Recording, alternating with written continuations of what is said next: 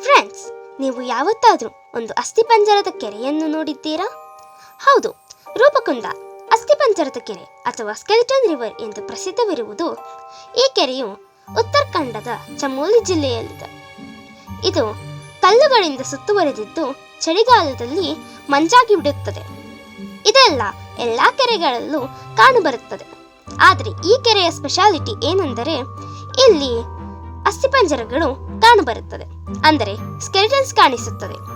ಇದನ್ನು ಇನ್ವೆಸ್ಟಿಗೇಟ್ ಮಾಡಿದಾಗ 9ನೇ ಶತಮಾನದ ಮನುಷ್ಯರು ಇಲ್ಲಿ ಮರಣ ಹೊಂದಿದ್ದರಂತೆ. ಆ ಮನುಷ್ಯರ ಪಂಜರಗಳು ಇವು ಎಂದು ಕೆಲವರು ನಂಬುತ್ತಾರೆ. ಆದರೆ ವಿಜ್ಞಾನಿಗಳು ಶೋಧನೆ ಮಾಡಿದಾಗ ಇವು 800 CE ಮತ್ತು 1800 CE ಎರಡು ಕಾಲದ ಅಸ್ಥಿಪಂಜರಗಳೆಂದು ನಿರೂಪಿಸಿದ್ದಾರೆ.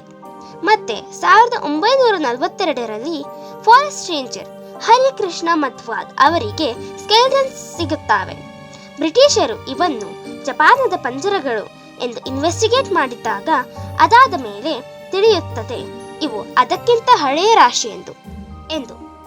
2003 ಮತ್ತೆ ಸ್ಕೆಲಿಟನ್ ಸಿಗುತ್ತೆ. ಆದರೆ ಅಸ್ಥಿಪಂಜರಗಳಲ್ಲಿ ಇನ್ನು ಮಾಂಸವೇ ಇದ್ದದ್ದು ತುಂಬಾ ಮಿಸ್ಟೀರಿಯಸ್ ಅನಿಸುತ್ತೆ.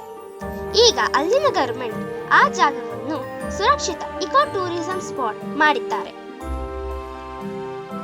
ಮುಂದಕ್ಕೆ ಯಾವುದೇ ಸ್ಕೆಲಿಟನ್ ಸಿಗದಿರಲು ಮತ್ತೆ ಇರುವ ಸ್ಕೆಲಿಟನ್ಸ್ ಅನ್ನು ಸಂರಕ್ಷಿಸಲು ನೆರವಾಗುತ್ತದೆ.